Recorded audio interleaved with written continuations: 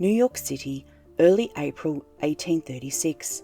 The city is restless, its cobbled streets thick with rain, and the East River cloaked in fog. Gas lamps flicker against the brick facades, casting long shadows in lower Manhattan.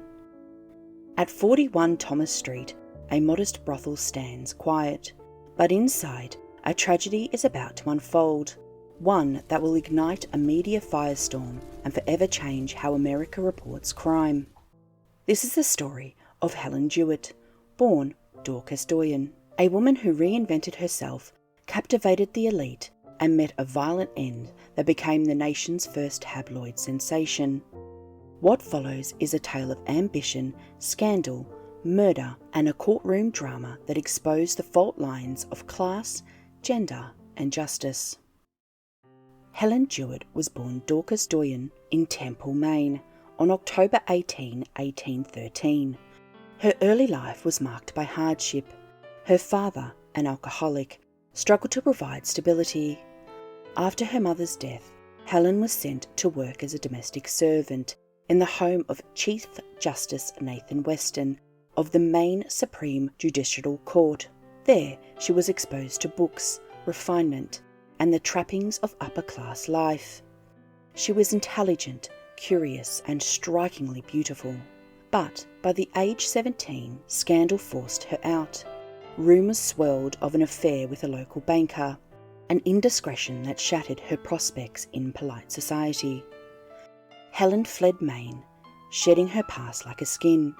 She moved through Portland, Boston, and eventually New York City, adopting aliases and crafting new identities. By the time she arrived in Manhattan, she was Helen Jewett, a courtesan with poise, wit, and a flair for storytelling. She wrote seductive letters to clients, blending demure charm with bold sensuality. She was not just selling sex, she was selling a fantasy. At Rosina Townsend's brothel on Thomas Street, Helen became a favourite among wealthy patrons. She was known for her elegance, her literary tastes, and her ability to hold court with lawyers, merchants, and clerks. One of them was a 19-year-old named Richard P. Robinson, who visited under the alias Frank Rivers.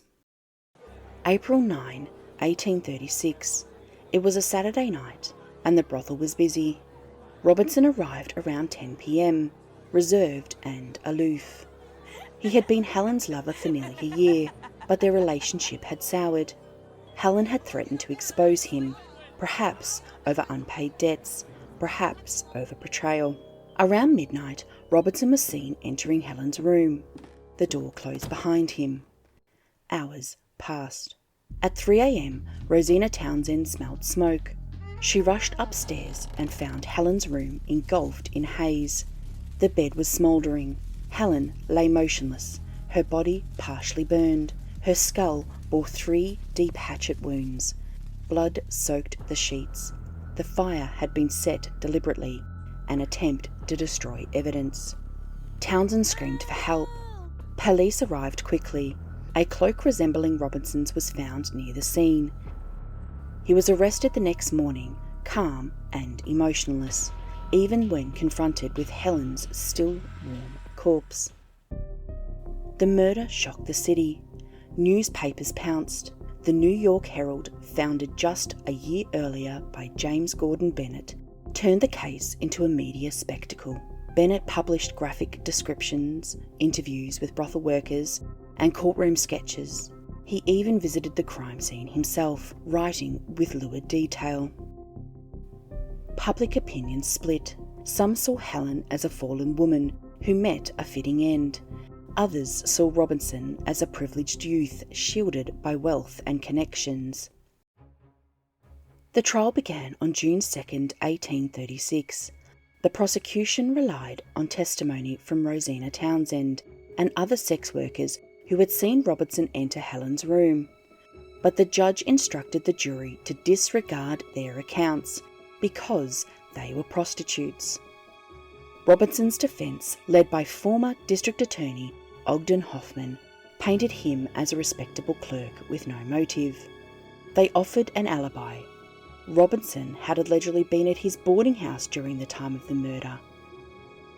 The jury deliberated for just 30 minutes. On June 6th, Robertson was acquitted. The courtroom erupted. Clerks and businessmen cheered. Helen's defence was stunned. Justice, it seemed, had been bought or denied. Helen Jewett's murder was more than a crime. It was a cultural reckoning. It marked the birth of tabloid journalism in America. The New York Herald's coverage set a precedent for sensational reporting, blending fact, fiction, and voyeurism. The case exposed deep bias in the justice system. Witnesses were dismissed because of their gender and profession. A young woman was brutally murdered, and her killer, if Robertson was indeed guilty, walked free. Helen's story haunted the public. She was remembered as the Queen of the Promenade, a woman who defied convention and paid the ultimate price. Her letters, her aliases, her reinvention, they became symbols of both empowerment and vulnerability. As for Robinson, he vanished from New York. He travelled west, changed his name, and lived out his days in obscurity, but the shadow of Helen Jewett followed him.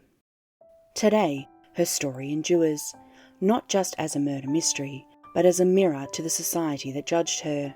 She was a woman who dared to live on her own terms, and in death, she became a legend.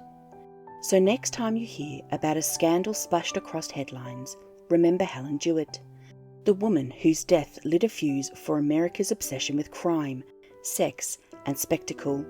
Her voice may have been silenced, but her story still speaks.